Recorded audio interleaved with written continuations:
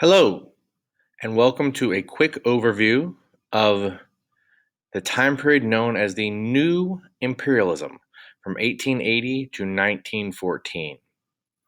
As you can see from this map, many parts of Africa and Asia during this time period were colonized, claimed, and ruled by different countries and powers in the Western or primarily European part of the world.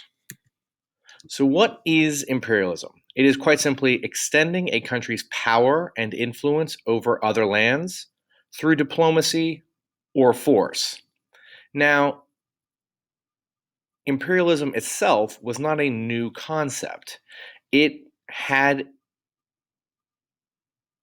existed for many, many years before this time period. You can think of the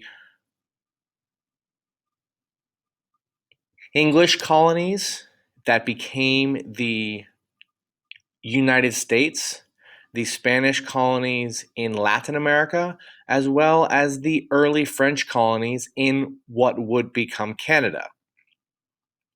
What was new in this time period was that countries now wanted direct control over vast new lands.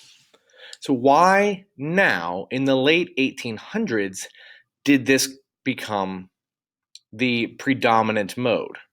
One reason was quite simply economics or money. These newly industrialized nations of Europe and the United States needed raw materials for their factories, things like palm oil, timber, ivory, rubber, and more. They would use these raw materials to make or manufacture new goods, which they then had to sell. So often they would conquer new lands, take their natural resources back to the home countries, manufacture new goods, and then sell those new goods to the very lands that they had conquered.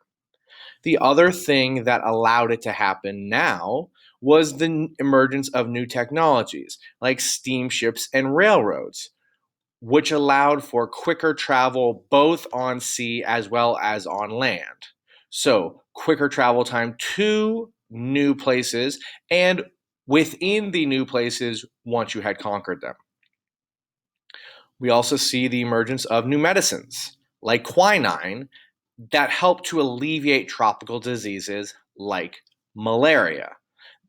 These tropical diseases had prevented people from Europe from sort of living long term in these countries. Now that they could treat some of these diseases, people could move to live in and conquer these new lands, as well, importantly, as new weapons. Things like the Gatling gun, the Maxim gun, or as it is better known today, the machine gun. These allowed Western, European, and American powers to subjugate, conquer, murder, and kill the native peoples within these new countries. A few other important reasons: nationalism, increasing competition between nations within Europe, and often to be considered a true powerful global nation, people believed that you needed colonies. Compounding money, technology, and nationalism was also racism. The Western or white powers had come to believe that they were inherently better or superior to other peoples and that they were destined to rule over them. Underpinning this is a new pseudo-scientific idea called social Darwinism. It is based on the theory of Charles Darwin of the idea that things have variations or adaptations, and some of these are better suited to the environment than others, therefore having more children and passing them on. This is the principle behind evolution known as natural selection, that nature selects certain advantageous traits. People took this insight and applied it not simply to nature, but to society as well, hence social Darwinism. It says that not only are some people better, but that they're on top because they are better and superior, that they are destined to rule by their very nature. This is where the term and the idea survival of the fittest comes from, that the people who survive and rule are the most fit. It's a qualitative judgment, and this helps to explain why Western white powers are conquering. It's not that they were lucky, it's that they are, in fact, inherently better than the other people whom they are conquering. The peak of the new imperialism is known as the Scramble for Africa, the occupation, division, and colonization of Africa by European powers. On the left is a picture of the sort of general early colonies and local kingdoms and tribal groups of Africa in